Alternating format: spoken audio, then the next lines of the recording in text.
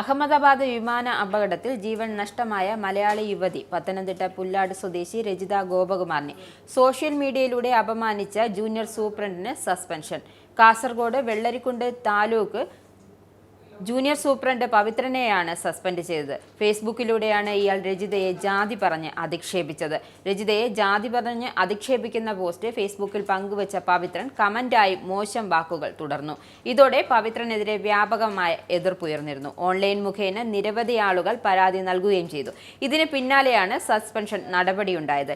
ജില്ലാ കളക്ടറാണ് സസ്പെൻഷൻ നടപടി സ്വീകരിച്ചത്. ജാതിപരമായി അധിക്ഷേപം ഉന്നയിച്ച് നിരവധി പരാതികൾ മുമ്പും പവിത്രനെതിരെ ഉയർന്നിരുന്നു.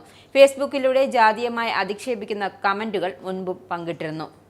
കാഞ്ഞങ്ങാട് എംഎൽഎയും മുൻ റവന്യൂ മന്ത്രിയുമായ ഇ ചന്ദ്രശേഖരനെ ഫേസ്ബുക്ക് പോസ്റ്റിലൂടെ ജാതീയമായി അധിക്ഷേപിച്ച സംഭവത്തിൽ സസ്പെൻഷൻ നടപടി നേരിട്ടിരുന്നു. പോസ്റ്റ് പിൻവലിച്ച് ക്ഷമാപണം നടത്തിയെങ്കിലും റവന്യൂ വകുപ്പിന് അപമാനമുണ്ടാക്കിയെന്ന വിലയിരുത്തലിനെ തുടർന്ന് കളക്ടർ സസ്പെൻഷൻ നടപടി സ്വീകരിക്കുകയായിരുന്നു. ഇ ചന്ദ്രശേഖരനെ അധിക്ഷേപിച്ച സംഭവത്തിൽ സസ്പെൻഷൻ നേരിട്ട ശേഷം സർവീസിൽ തിരികെ പ്രവേശിച്ചിട്ട് 1 മാസം ആകുമ്പോഴാണ് സമാനമായ പരാമർശം നടത്തി പവിത്രൻ വീണ്ടും സസ്പെൻഷനിലായിരിക്കുന്നത്.